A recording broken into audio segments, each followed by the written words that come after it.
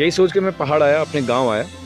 गांव में भी मैंने मन में ये था कि मैं सिर्फ गांव नहीं जाऊंगा, बल्कि गांव में कुछ करूंगा जिसमें कि मुझे भी कुछ मिले, और कोशिश ये रहेगी कि गांव के आसपास के जो भी हैं स्थानीय युवा जो हैं कुछ सीखने को मिले, कुछ प्रेरित हों और कुछ को रोजगार मिले। तो यूके न्यूज उत्तराखंड, सिर्फ सच। हेलो दोस्तों, नमस्कार। यूके न्यूज उत्तराखंड में आपका स्वागत है। मैं सुनील पुंडीर। आज कैमरे पर मेरे साथ हैं मिस्टर कुलदीप सिंह करासी जी। दोस्तों, यूं तो उत्तराखंड में हर जगह बहुत ही शानदार आपको नज़ारे दिखेंगे, नैसर्गिक सौंदर्य आपको दिखेगा, खूबसूरती दिखेगी।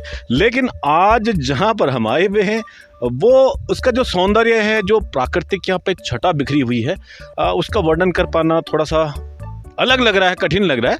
लेकिन मेरे साथ अगर कैमरा घूमे तो आपको लगेगा कि ये जगह जो है डिज़ाइन की गई है। अब किस तरह से डिज़ाइन है आप सामने देखिए। ये वाला अगर आपको पोर्शन दिख रहा होगा सामने, बिल्कुल डार्क सा है। ऊपर सफ़ेद बादल हैं, साथ में काले बादल हैं, और पूरी जो ये जो पीक है, पूरी पीक आपको ऐसे दिखाई देगी जैसे कि आपने बहुत सारी सीनरीज होती हैं, बनाई रहती हैं आर्टिफिशियल, अपने मन की कल्पना से लोग उकेरते हैं उसको। लेकिन यहाँ पर जो है ये उकेरा गया है, किस प्रकार इसको बनाया गया है, किस प्रकार ये बनी है पूरी, ये आप सामने देखेंगे तो ये सोनला का क्षेत्र है और ये पूरा जा रहा है। पीछे से सनशाइन हो रहा है, बहुत ही खूबसूरत। इस समय सुनहरी यहाँ पर धूप है, और सामने आप देखेंगे तो हिमाच्छादित जो पर्वत श्रृंखला है आपको लगातार दिख रही होगी। इस समय थोड़ा सा बादल हैं, और सामने उत्तराखंड राज्य के जिला चमोली का मुख्यालय गोपेश्वर, और हम इस समय हैं खलताल में। ये मैठाना से करीबन 3 किलोमीटर ऊपर यहाँ पर है, और यहाँ पर इसको तैयार किया है, इस खलताल रिसोर्ट कैंप को। हमारे ओजस्वी भ्राता यहाँ पर हैं, एक बहुत अच्छे कलाकार, और उनकी सोच जो है थोड़ा सा अलग रहती है। यूथ आइकन अवार्ड के आप आयोजक हैं, और साथ ही साथ इस समय आपने जो ये यहाँ पर सोचा है, एक आपने थीम बनाई है कि उत्तराखंड के एक तो स्वरोजगार और साथ ही साथ यहाँ पर के संसाधनों का उचित प्रयोग। तो बहुत सारी चीज़ें होंगी, लेकिन फ़िलहाल मैं आपको दिखाने जा रहा हूँ यहाँ की खूबसूरती। यहाँ पर हट्स हैं, पूरा आपको यहाँ हम इस साइड से दिखाते हैं। ये आप सामने देख रहे होंगे, ये सारी हट्स यहाँ पर है, और यहाँ पर यहाँ के जो ऑनर हैं मिस्टर शशि भूषण मैठानी जी, पारस नाम से जाने जाते हैं। तो हमारे भ्राता यहाँ पर हैं, तो चलिए थोड़ा बहुत भ्राता जी से भी बात कर लेते हैं कि आखिर आपने जो इतने सारे आपने आयोजन किए और जो आपकी यहाँ पर थीम रही है, जो सोच रही है। तो सबसे पहले आपका स्वागत है यूके न्यूज़ उत्तराखंड पर। जी भाई साहब, जानना चाहेंगे इस बारे में। बहुत बहुत धन्यवाद पुंडीर जी और करासी जी, आप दोनों लोग यहाँ पहुँचे, और ऐसी स्थिति में आप पहुँचे कि अभी ये जो बरसात की वजह से है काफ़ी नुकसान इसको हो गया था। और मेरा पहले से ही पहाड़ों से लगाव, भाई हम पहाड़ में पैदाइश हमारी है, तो पहाड़ कर्म क्षेत्र भी रहा है, कर्म भूमि भी हमारी रही है, और उसके बाद मैदान भी चले गए। लेकिन कहीं भी जाएं, लेकिन वापस जुड़ना पहाड़ से था, ये हमेशा सोच रही है। यही सोच के मैं पहाड़ आया, अपने गाँव आया। गांव में भी मैंने मन में ये था कि मैं सिर्फ गांव नहीं जाऊंगा, बल्कि गांव में कुछ करूंगा जिसमें कि मुझे भी कुछ मिले, और कोशिश ये रहेगी कि गांव के आसपास के जो भी हैं स्थानीय युवा जो हैं कुछ को सीखने को मिले, कुछ प्रेरित हों और कुछ को रोज़गार मिले।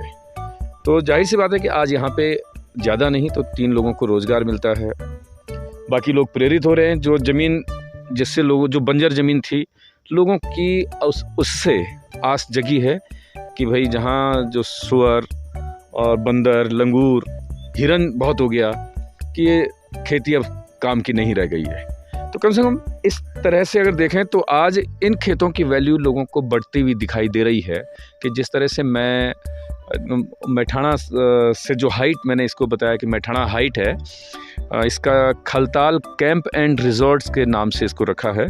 कई लोगों ने कहा था कि भाई आप इसको ऐसा नाम दीजिए कि जो पहाड़ से जुड़ा हुआ नाम है। मैं कहा पहाड़ से जुड़े बहुत सारे नाम हैं, बुरांस नाम है, फ्यूली नाम है, बहुत अच्छे अच्छे लोगों ने नाम रखे हैं। तो फिर वही सब चीज़ हम रिपीट क्यों करें? जिसका अगर बुरांस है तो वो बुरांस रहे, एक रहे। बिल्कुल। हाँ, फ्यूली वाले का फ्यूली रहे, तो मेरे मन में था कि भाई ताल और बुग्याल का गढ़वाल प्रसिद्ध है, तो हमने कहा यहाँ पे न ताल है, न खाल है, न चाल है। लेकिन मन में एक चीज़ आई कि भाई जब बिना ताल का काना ताल चल सकता है तो क्यों नहीं हम यहाँ खाली ताल वाली जगह खलताल चला सकें। अच्छा, खलताल के पीछे का जो राज है वो ये है। हाँ, तो खलताल के पीछे का राज ये है कि ये जो खेती आप देख रहे हैं सिंचित भूमि है, ये मैंने खरीदी हुई ज़मीन है। इसमें थोड़ा सा मेरा था, बाकी मैंने पूरा जितना भी आप देखेंगे काफ़ी बड़ा एरिया, लगभग 8 बीघा करीब मैंने खरीदी है ज़मीन। तो इसमें मैंने क्या किया, मैंने भी खुद बचपन में माँ के साथ आया हूँ इन खेतों में। तो क्या करते थे कि इस श्यमार बोलते हैं ना, जब पानी निकल रहा है, तो ये श्यमार वाली जो ज़मीन है कि बरसात के टाइम में कुछ महीनों तक वो पानी नेचुरली अपने आप से ज़मीन से आता है। तो हम बचपन में क्या करते थे, वो खाल बनाते थे, छोटी छोटी खाल। अच्छा, ठीक। वो कोई ट्रेडिशनल वो नहीं था, किसानों का कोई ऐसा नहीं था। हम बच्चे मतलब माँ के साथ आए तो हम खाल बनाते थे। तो माँ उधर काम कर रही तो मैंने इधर कोने में खाल बना दी, उधर मेरी दूसरी दीदी ने खाल बना दी, फिर तीसरे मेरी दोस्त उसने कहीं और बना दी। तो हम क्या करते थे कि वो रुपाई करने का काम, कि आज पानी इकट्ठा किया, कल उस खाल से पानी निकालेंगे और उस सिंचाई करेंगे। तो खाल हम तब बनाते थे। तो दिमाग में था खाल हम बनाते थे, तो क्यों नहीं यार, मैं कहा इसको हम खलताल बनाएं, पानी जब आएगा ही आएगा। तो उसके लिए मैंने एक खेत अपना, लगभग 1 बीघे का खेत मैंने ऊपर अभी छोड़ रखा, आप देखेंगे उसमें ताल बनाने का आपका। हाँ, लेकिन खर्चा आएगा बहुत जल्दी। लोगों को 2-4 साल में यहाँ पे एक छोटी सी एक मिनी लेक भी देखने को मिलेगी, खलताल जिसको मैं बता रहा हूँ। तो खलताल का कॉन्सेप्ट भी रहेगी कि जो हम सरकार की योजनाएं भी हैं कि हमें खाल चाल और इनको बचाना है, तो वो उस कॉन्सेप्ट पे ही बनेगा। वो स्विमिंग पूल नहीं होगा, सबसे बड़ी बात है। वो जो खाल बनेगी वो एक लगभग 60 बाई 70 फीट के एरिया में अगर बनती है तो भले ही हमारे यहाँ पे बनेगी, लेकिन इसमें जो इकट्ठा पानी होगा, जो लोग भी चाहें वो अपने खेत में उसका पानी का उपयोग कर सकता है। ठीक, सिंचाई का काम भी वो आने वाला है। अच्छा, एक बात आपसे पूछनी थी कि जैसे हमने अभी देखा कि सामने यहाँ पर हिरन भी काफी दिखाई दे रहे थे। तो वो क्या, हाँ अभी हमने देखा था उस साइड में, इससे पहले हम लोगों ने देखा था हिरन है, बाघ है। तो ये लोग जितने भी यहाँ पे पशु हैं तो ये पूरा इस क्षेत्र में आते रहते होंगे। लास्ट वाला टेंट तो उसका फेवरेट है। अच्छा, जो लास्ट में जो टेंट आप देख रहे हैं, तो जोड़े में एक दिन मैं सुबह बाहर आया तो दोनों वहाँ बैठे हुए।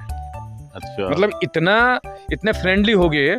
तो हम भी क्या करते हैं, मैंने अपने स्टाफ को भी बोला हुआ कि जब भी कोई जंगली जानवर आए तो आप लोग कोई डिस्टर्ब नहीं करेंगे, कोई जोर से आवाज नहीं करेगा, यहाँ तक कि मैं कंधे तक नहीं हिलाने देता हूँ। अच्छा, मगर जैसे अगर आपने देख लिया कोई बैठा तो आप पीछे हो जाओ, पीछे होकर उनको देख लो, क्योंकि इस जगह की खूबसूरती है। और वो करोड़ों रुपया खर्च करने के बाद भी हम ऐसी चीज नहीं ला सकते हैं सजीव। कल आपने अगर मेरी फेसबुक पोस्ट देखी होगी तो यहीं पे मेरे सामने मैं चाय पी रहा था, यहीं बैठा हुआ, तब तक वो 4 मतलब 2 छोटे बच्चे और 2 बड़े थे। कुछ महीनों पहले से एक मन में बड़ी परेशानी सी थी कि वो जो लगातार मुझे दिखते थे 2 बड़े बड़े, वो अकेला घूमता दिख रहा था। अच्छा, कल अचानक से 4 दिखे तो अच्छा मुझे लगा ये एक प्रक्रिया रही इनकी, इन्होंने परिवार कुनबा इनका बड़ा है, 2 छोटे बच्चे भी इनके हुए हैं साथ में।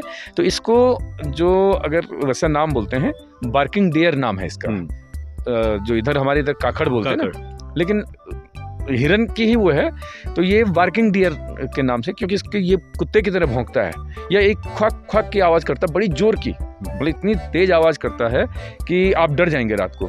तो ये जब एक इनका मीटिंग सीजन होता है तो उस समय ये अपने साथी को बुलाने के लिए, उसको अट्रैक्ट करने के लिए इस तरह की आवाज़ करता है। तो ये चीज़ें टूरिस्ट ये मतलब ये जो नैसर्गिक चीज़ें यहाँ पर हैं, तो भाई आप लोग जाते हैं, जू में जाते हैं देखने के लिए सारी चीज़ें यहाँ फ्री में। और यहाँ जो है कि उत्तराखंड के अंदर आप देख रहे हैं कि चमोली ज़िले में है, और सामने जो है कि गोपेश्वर मुख्यालय और मैठाणा जो प्रॉपर यहाँ पर एक स्टेशन है, तो वहाँ से ऊपर आया हुआ ये हिल एरिया यहाँ पर है। यहाँ पे अभी जो मार्च अप्रैल मई जून तक जंगली मुर्गे इतने दिखेंगे आपको।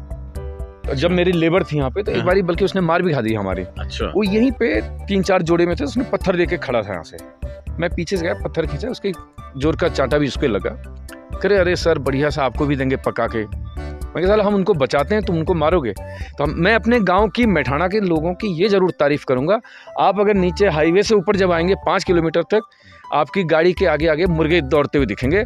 और वो ऐसे मुर्गे हैं जैसे आप शहरों में जब जाते हैं ना, तो मोर इतने खूबसूरत रंग बिरंगे, आप उनको कभी देखिएगा। वो भी एक अलग ही वो है। और मैं तो इतने टाइम में ये देख चुका हूँ और समझ चुका हूँ कि वो किस टाइम पे कहाँ दिखते हैं। अच्छा, हाँ, मैं आप सामने एक बार जो है सूर्यास्त का एक सीन जरूर दिखाइएगा कि हमारे यहाँ पर पहाड़ों में जो वह सूर्यास्त है, तो देखिए कितना सुंदर इस समय खूबसूरत नज़ारा है। अब इसमें सूर्य नारायण के आपको साक्षात दर्शन इस समय हो रहे होंगे। जैसे जैसे नीचे को अस्त होंगे तो बहुत बढ़िया सीन आपको दिखने वाला है। पीक के बारे में अगर आपको बताऊं हाँ। कि यहाँ पे आए क्यों आदमी, सबसे बड़ी बात है कि लोग बोलते हैं हम क्यों उस जगह पे जाएं। ये हमारे लोगों को नहीं वो लगता है कि भाई हम क्यों जाएं, क्या हम लोग तो आम सी बात है भी वो पहाड़ है, ये पहाड़ है, सब एक जैसे हैं। लेकिन एक दिन मैं बताऊं, जब मोरारी बापू जी के जो उनके भक्तगण थे वो यहाँ आए थे और 3-4 दिन रात को यहाँ पे रहे, तो पूरे कैंप की पूरी लाइटें बंद करवा देते थे। तो मुझे इतना ताजुब हुआ, वो यहाँ बैठे तो विदेशों में कॉल कर रहे हैं, वीडियो कॉल लगाई हुई, तो सामने जो सोनला और बछेर है ये, तो वो कहते वाह हमें पूरा आज मतलब भोलेनाथ दिख गए। और उस दिन खुदा ना खास्ता क्या था कि चांद भी आधा चांद वहां पे था। मैं समझ ही नहीं पाए बोल क्या रहे। तो वो वहां अपने किसी फ्रेंड को बता रहे, देखो लॉर्ड शिवा, मतलब इतना एरिया दिखा रहे हैं। और ये जो जटा है जहां भी धूप जा रही ना, ये बाल हैं। और बछेर गांव के ऊपर जो वो कट दिख रहा है उसको वो शिव के सिर में जो चांद है, आधा चांद वो दिखाई देता है, उसको कहते हैं। और रात को जो लाइट होती है, उस आंखें थी उनकी चमक रही, और ये फेस उनका बता रहे हैं। तो अरे ऐसे अद्भुत दर्शन हो गए। तो चलो ये तो एक कल्पना थी यहाँ पे श्रद्धावान आस्थावान लोगों की। मजेदार बात कि जिला मुख्यालय गोपेश्वर है, गोपीनाथ जी का मंदिर साफ दिखता है यहाँ पर से। अभी मैं आपको दिखाऊंगा साफ। मैं डेली दर्शन करता हूँ, गोपीनाथ जी डेली मुझे दिख रहे हैं। ऊपर ये मुकुट पर्वत है, वो मुकुट देखिए आप, ये रुद्रनाथ जी का मुकुट है। इसके बैक साइड में ऐसे आप ये पनार हो गया, यहाँ पे लाइट दिखेंगे रात को। इसके ठीक पीछे रुद्रनाथ है, वहां से इधर को उतरेंगे वो अनसुया माता है। आगे चले जाएंगे यहाँ आपको तुंगनाथ हो जाएगा, इधर आपका चोपता हो गया। तो एक टूरिस्ट यहाँ पे जब आता है तो उसको एक साथ इतनी जगह हमने बता दी कि आप यहाँ जा सकते हैं। मतलब कैसे जाओ सामने ये सब चीजें हैं। तो ये अलग ही अनुभव होता है रात को, खास तौर पे। भले दिन में थोड़ी यहाँ पर जो क्षेत्र है वो इस तरह से भाई कुदरत इस तरह से मेहरबान है यहाँ पर कि आपको एक साथ इतनी चीजें दिखती हैं। और जो नैसर्गिक सौंदर्य है उसको देखने के लिए आपको, मुझे लगता नहीं कि बहुत ज़्यादा ट्रैवलिंग करने की ज़रूरत है। आप यहाँ पर आकर बहुत आसानी से इतनी सारी चीज़ों को, जैसा कि मैं ठाणे जीते तो सारा एक तो विस्तृत वर्णन कर ही दिया है उसका। तो भाई यूके न्यूज़ उत्तराखंड की ओर से मैं आपसे व्यक्तिगत तौर से कहना चाहूँगा कि आप अवश्य इस स्थान पर आकर इन चीज़ों को जरूर देखें।